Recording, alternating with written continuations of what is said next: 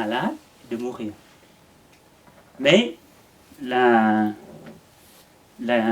guérison de la souffrance, ça, si on donne assez de conditions, si on se met dans un environnement assez favorable, c'est toujours possible de trouver la paix, même si on doit mourir. De trouver une certaine, de pouvoir trouver une certaine acceptance. Si on a une maladie, de cancer, une maladie qui nous fait souffrir, qui nous, n'a pas, on ne voit pas le bout, mais ça, c'est pour ça que le Bouddha, il atteint quand il atteint l'éveil, la réalisation, c'est il transcende la naissance et la mort. Ça ne veut pas dire qu'il échappe à la mort, puisque le Bouddha est un homme, un humain, un être humain comme nous tous, mais la mort ne lui fait plus peur. Vous voyez? La maladie ne lui fait plus peur, mais ça n'empêche pas d'avoir mal quand il est malade. La douleur, des fois, est obligatoire. Le Bouddha, à la fin de sa vie, d'après les dires, c'est qu'il a eu une intoxication aux champignons, machin, et il va avoir mal au ventre. Hein. Il a dû souffrir physiquement, mais on peut souffrir physiquement, avoir mal, mais on n'est pas obligé de trop souffrir aussi mentalement. Et ça, si on arrive à la fin de sa vie de pratiquant, si on arrive à toucher un peu de ça, je trouve que c'est déjà une bonne réussite. La non-peur. La non-peur. Et actuellement, vous savez que maintenant, là, le développement de la pleine conscience, hein, la mindfulness, on le voit pratiquement toutes les semaines dans les revues comme Le Point, l'Express, Nouvel Obs, puisque ça va dans toutes les couches de la société, et on fait de plus en plus de recherches en médecine concernant justement la douleur. C'est-à-dire que la pleine conscience aide quand même à mieux gérer la douleur, disons. Voilà. Et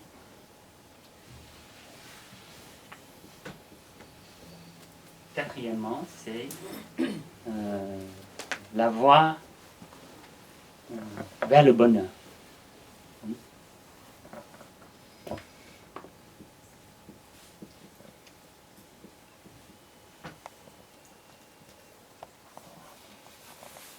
Les 4 nobles vérités. Donc, si vous voulez, il y a l'équivalent, ici, les 4 nobles vérités, l'équivalent de cette démarche au niveau du corps.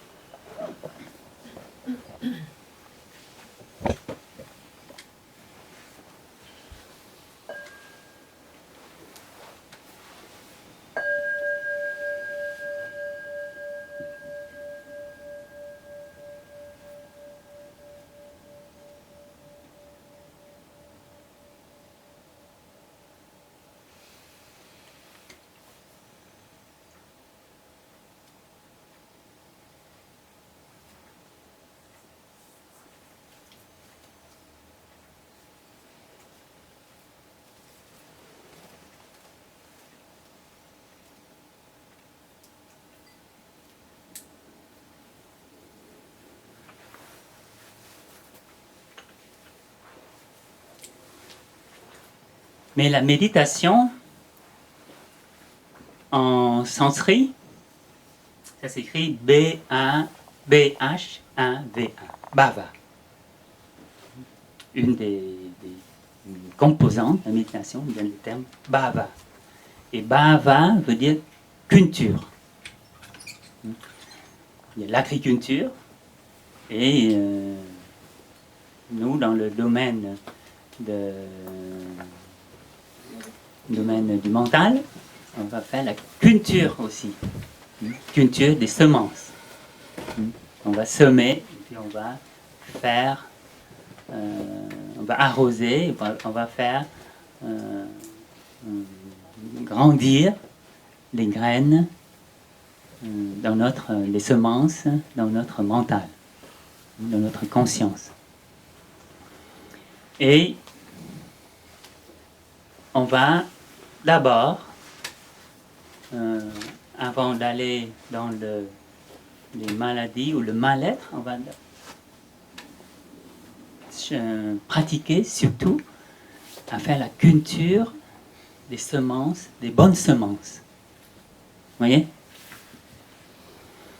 Donc, je vous invite par exemple,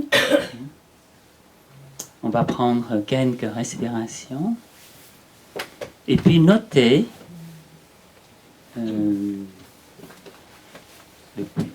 ce qui vous a fait, ça a apporté de la joie depuis ce matin, depuis hier, depuis une semaine.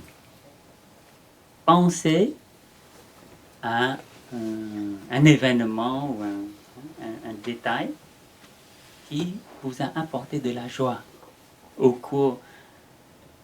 J'espère que si je dis 24 heures, vous en trouverez quand même. Hein?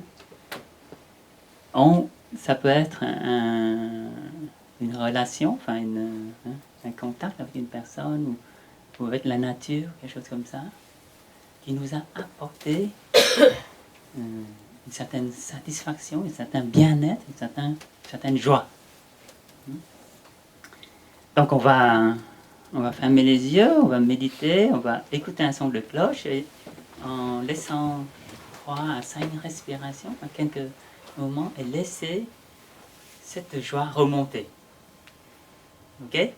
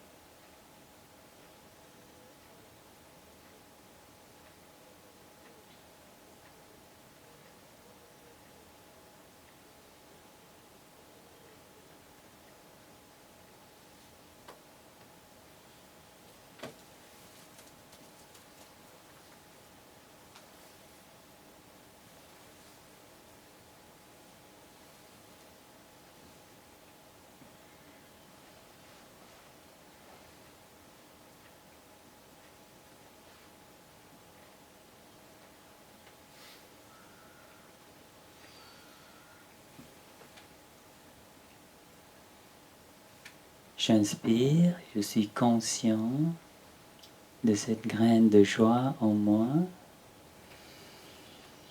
Je suis conscient de ce sentiment de joie, peut-être de certaine paix aussi, certaine montée en moi. Et j'expire, je souris à ma joie. Inspire, consciente de la joie et de la paix. Expire, sourire à la joie.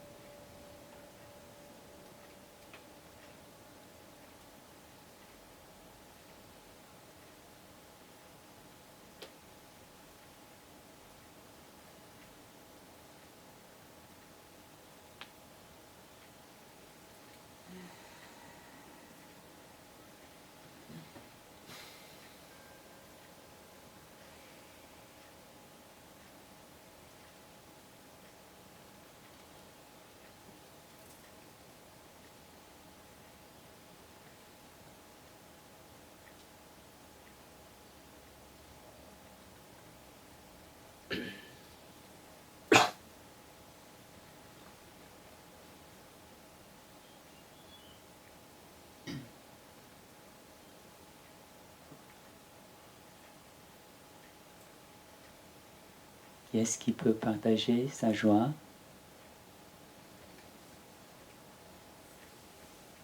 Et ce que vous avez ressenti?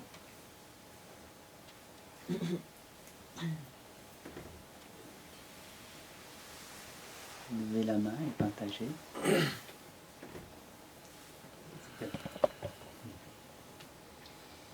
Moi, tout simplement, quand je suis sorti de ma voiture, j'ai crié « c'est le bonheur » en venant ici. Parce que je rejoignais la Sangha et que j'allais voir le crâne rasé comme le mien. Il y en a d'autres?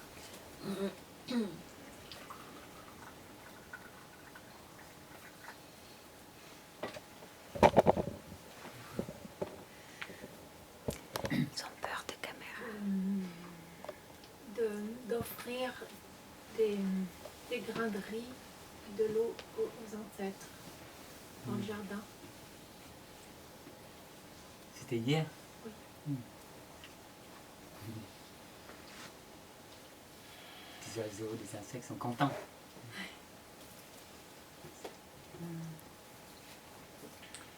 C'était avant-hier soir. Je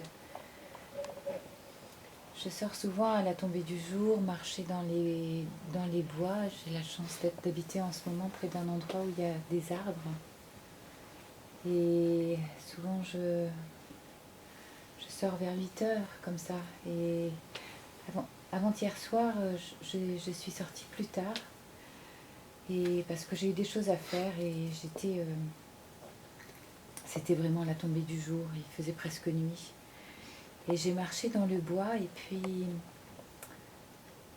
c'était un chemin qui marchait tout droit et qui sortait du bois. Et juste en sortant du bois, j'ai retrouvé la lumière. Les bois étaient très feuillus, très touffus, très sombres. Et puis là, il y avait un tout petit arbuste, c'était un seringa. Et donc c'est ces fleurs blanches qui sentent très très bon, qui ont vraiment une odeur suave, délicieuse. Et j'ai eu l'impression très douce que ce petit arbre m'attendait et qu'il était là pour moi. Et j'ai mis mon visage dans ces fleurs tellement délicieuses, au parfum tellement suave.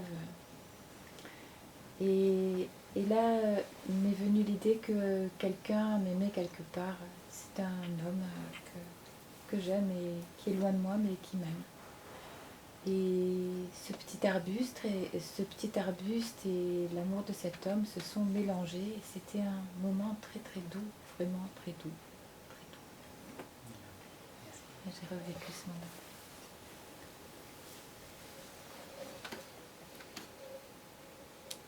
S'il y en a d'autres? Merci de me permettre de porter mon attention en fait véritablement là-dessus, parce que je me rends compte que en portant mon attention sur les graines de joie qu'il y a pu y avoir dans la semaine, et bien en fait il y en a eu beaucoup, et qu'il y a peut-être cette fâcheuse habitude de m'arrêter sur des choses qui me perturbent ou qui me vont pas ou qui me donnent en fin de compte qui me donnent de la tristesse. Et oui, en effet, qu'est-ce que je cultive? Alors le chant des oiseaux m'a apporté beaucoup de joie cette semaine, notamment il y a 2 jours lors d'une sieste dans le hamac. La rencontre d'un écureuil aussi, qui descendait l'arbre et qui m'a regardé droit dans les yeux, et ça a été j'ai eu la sensation vraiment d'une rencontre, et d'ailleurs je me suis dit mais oui, je ne suis pas seule. Quoi qu'il en soit, j'ai vraiment cette sensation en étant dans la nature que ça me rappelle vraiment à ça, que quoi qu'il en soit, je ne suis pas seule. Un échange d'un repas avec ma maman, un message d'un ami, enfin voilà, tout d'un coup je porte mon attention vraiment sur des choses qui... Donc merci. Des échanges avec les sœurs cette semaine, et notamment un enseignement que j'ai reçu cet après-midi de ma mère. Ouais, donc c'est important. Merci. Et c'est important, on n'est pas seul. Ça, c'est... reviendrai tout à l'heure. Bon, ça c'est un peu un exemple pour arroser cette graine de joie. Maintenant, si nous, on peut aussi fermer les yeux et visualiser. Ça peut être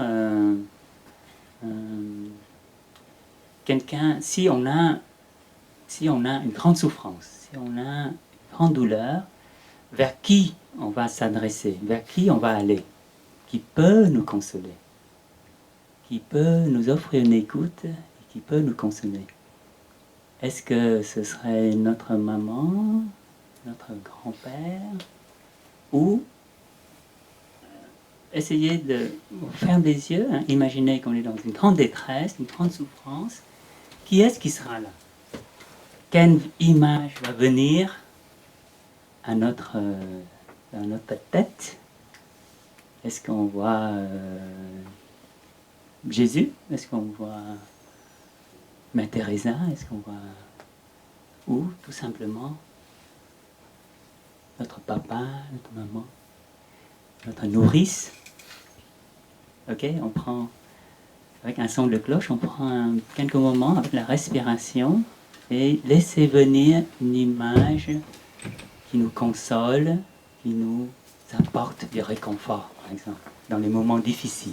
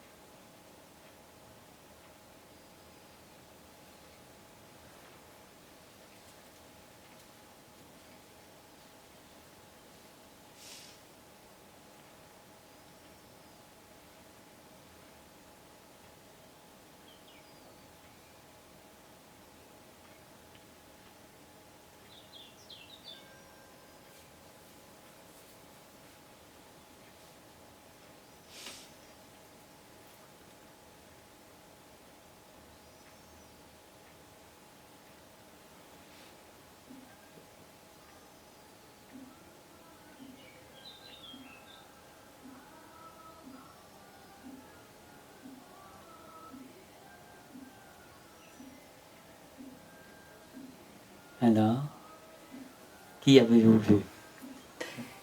Ben, ma mère et notre père spirituel, Tai. Voilà. Qu'est-ce qu'elle a fait pour le moment? Elle vous a embrassé? Non, c'est juste... elle est là, toujours là, présente. Toujours là. Très présente. Quelqu'un a vu autre chose? Moi, j'ai vu mon père d'abord, après Avalokiteshvara, la Bodhisattva de la compassion, et si je ne me trompe pas, c'est cette statue à droite. Si. Et bon, c'est ça que j'ai visualisé. Merci. Moi, j'ai vu la fraternité des alcooliques anonymes. Je sais qu'ils sont toujours là et si ça ne va pas, je sais que je peux toujours appeler quelqu'un et qu'il y a toujours de l'amour. Oui, la fraternité des alcooliques anonymes. Oui. J'ai vu J'ai vu Sœur Yakma.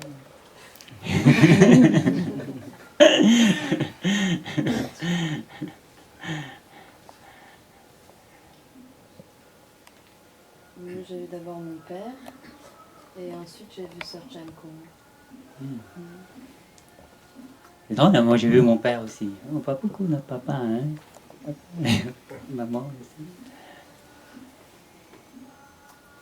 Mais voilà, donc si, à votre avis, d'où viennent ces images?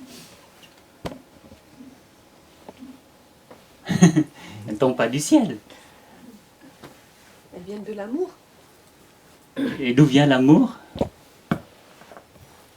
Je sais pas.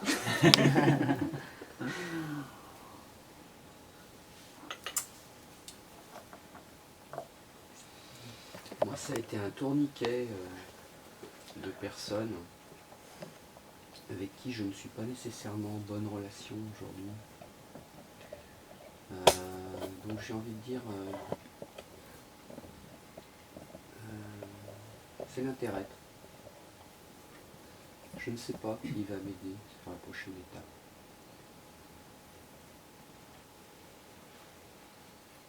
Et puis c'est moi aussi, mes ressources. Les bonnes graines qui ont toujours poussé quelques millimètres de plus que les mauvaises jusqu'ici.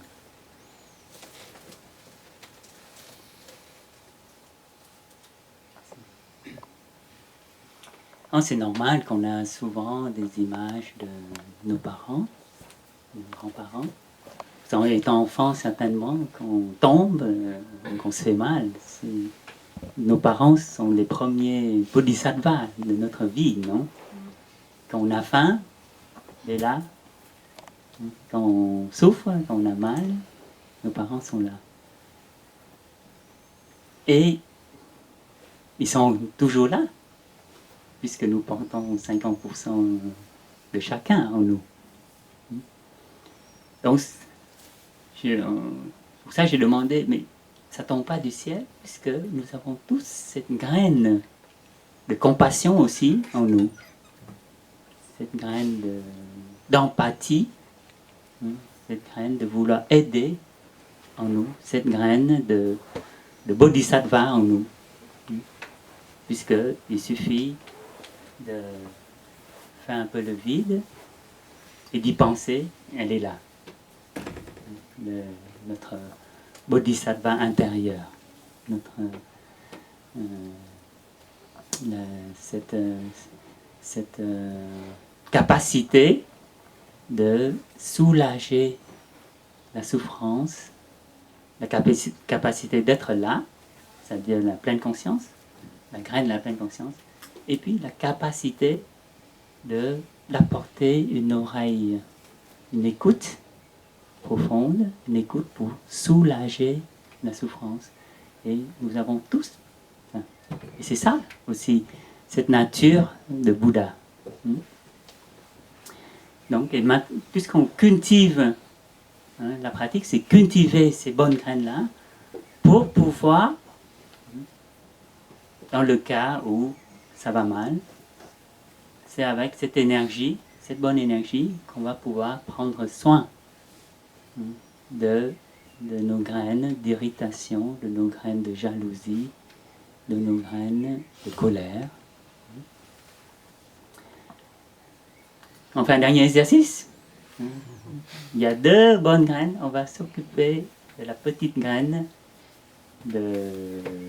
disons, non bénéfique, qui nous dérange, qui nous titille. Donc,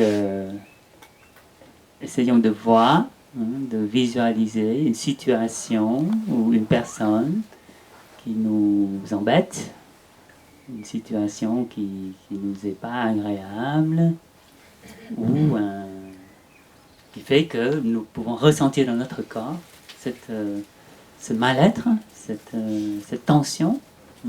Et en revenant à notre respiration, on va respirer avec cette sensation, avec cette émotion. Donc j'inspire, par exemple, je sais que ça m'irrite, je sais que telle personne, telle situation m'embête et me crée de la tension. Et j'expire, je souris à cette situation, je souris à cette personne, et on est vraiment là, toujours continuer à respirer avec cette émotion et avec cette personne. Avec et dans, en même temps. Dedans et avec. Ok?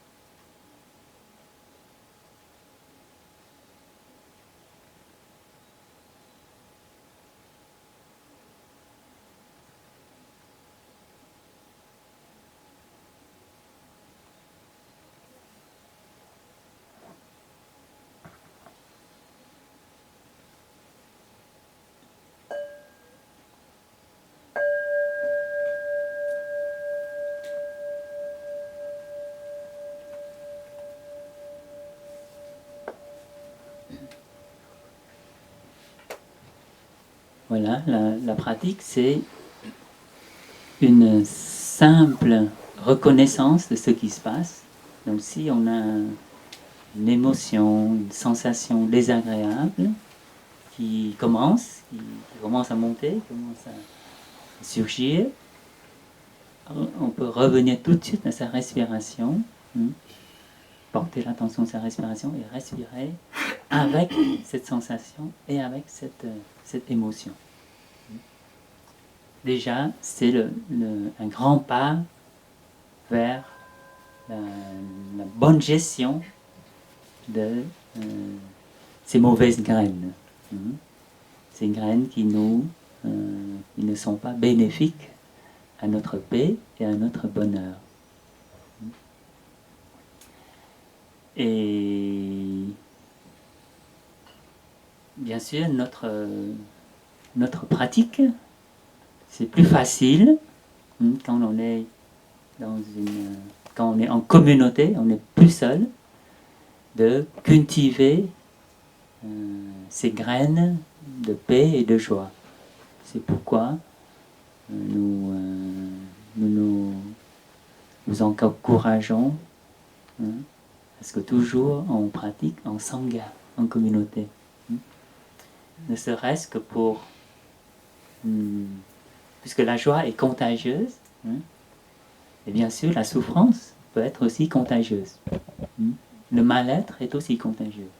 Ce n'est qu'une question d'énergie, mais en pratiquant avec une communauté, nous arrosons, hein, nous nous s'entraidons mutuellement pour arroser ces bonnes graines et nous évitons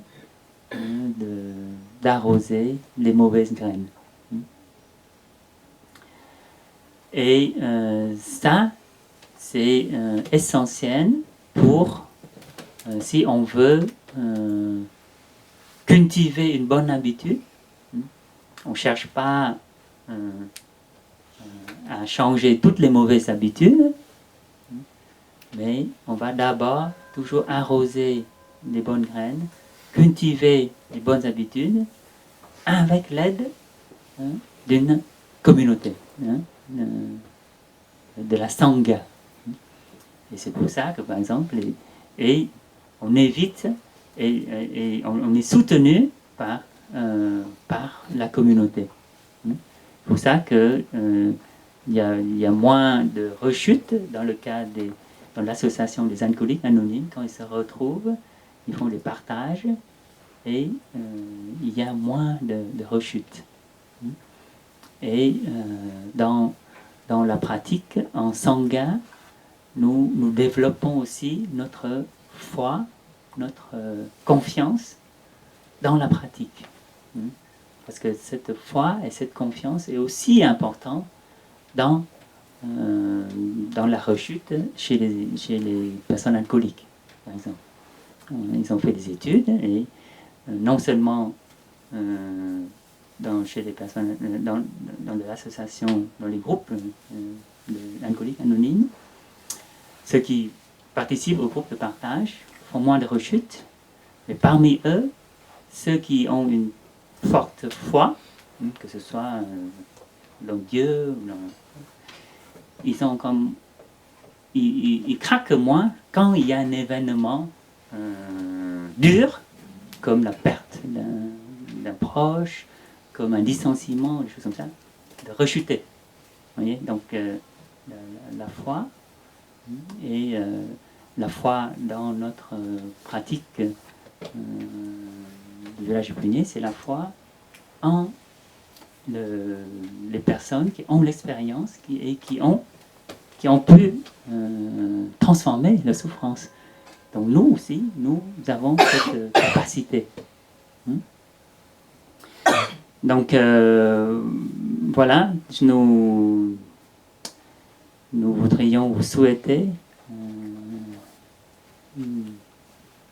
d'être votre propre bon médecin du corps et de l'esprit. Et donc, en parlant d'habitude, c'est un thème à développer une autre fois pour comment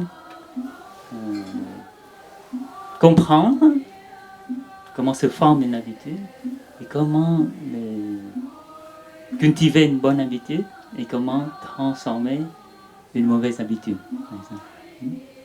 Voilà. Donc je vous remercie de votre écoute et on va pouvoir continuer tout le long de la journée avec la méditation marché au bord de la mer. C'est la nature, c'est 50% au moins de l'arrosage des bonnes graines. Merci beaucoup.